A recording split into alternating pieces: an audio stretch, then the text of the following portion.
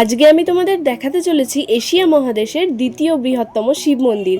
অনেকেই হয়তো এই মন্দিরে গেছো, আবার অনেকে হয়তো যাওনি। নদিয়া জেলার মাঝদিয়া আর তারকনগর স্টেশনের ঠিক মাঝখানেই অবস্থিত মহারাজা কৃষ্ণচন্দ্রের গড়ে তোলা এই শিবনিবাস শিব মন্দির। আমার শ্বশুর বাড়ি থেকে একদম কাছে হওয়াতেই বেশ কয়েকবার কিন্তু এই মন্দিরে আমি গিয়েছি। এখানে রয়েছে দুটো মন্দির, প্রথমটা রাজা কৃষ্ণচন্দ্রের গড়ে তোলা, দ্বিতীয়টা মহারানী নিজের জন্য গড়ে তুলেছিলেন। মন্দিরের গেট দিয়ে ঢুকেই রয়েছে বিশাল এক শিবলিঙ্গ, যার মাথায় জল ঢালতে গেলেও সিঁড়ি দিয়ে উঠে তবেই ভক্তরা জল ঢালতে পারে। আর এই ছোট মন্দিরটা এইটাই রয়েছে কিন্তু মহারানীর প্রতিষ্ঠা করা। আর বিকেলের দিকে গেলেই দেখা যায় মন্দিরের চূড়ায় অজস্র টিয়া পাখির বাস।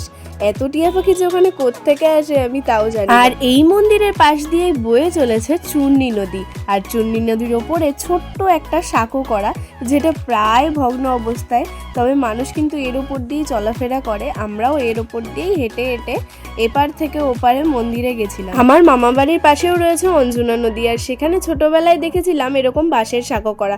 তো আমার তো বাঁশের সাঁকোতে ওঠা অভ্যেস রয়েছে, তাই আমি বেশ স্বাভাবিকভাবেই এপার থেকে ওপার চলে গেছিলাম হেঁটে হেঁটে। আমার কিন্তু কোনো অসুবিধা হয়নি। শুধু সোমনাথ যখন আসছিল ও কিন্তু বেশ ভয় পেয়ে গেছিল। বিকেলের দিকটায় কিন্তু চূর্ণী নদী বেশ সুন্দর শান্ত থাকে। এই দেখো, এই ভিতুরামকে আমার সাথে করে নিয়ে আসতে হয়েছে, জানি না ও জলে কেনই বা এত ভয় পায়। তো ওখানে বেশ কিছুক্ষণ ঘোরাঘুরির পরে আমার চোখে পড়েছিল একটা ছোট্ট ধাগার দোকান। আমি কিন্তু হাতে ধাগা পড়তে ভীষণ ভালোবাসি, তাই ওর কাছে জোর করলাম যে প্লিজ আমায় কিনে দাও। আর কিনে দেখো আমায় পরিয়েও দিচ্ছিল, আর আমি ওর হাতে পরিয়ে দিলাম, কারণ এই ধাগাগুলো পরলে না হাতটা আলাদাই সুন্দর লাগে দেখতে। আমি ছোট থেকে এই ধাগাগুলো ইউজ করি, যেখানেই পাই সেখান থেকেই কিন্তু কিনে নিই। ওখানে ভোলে বাবার দর্শন করে একটু ঘুরে টুরে আমরা চলে এসেছিলাম আমাদের গাড়ির কাছে, কারণ আমাদের গাড়িটা এপারে রাখা ছিল। এসে সেখান থেকে আমরা চলে গেছিলাম একটা ছোট্ট চায়ের দোকানে, আর সেখানে গিয়ে এই এত সুন্দর সুন্দর কফি খেলাম।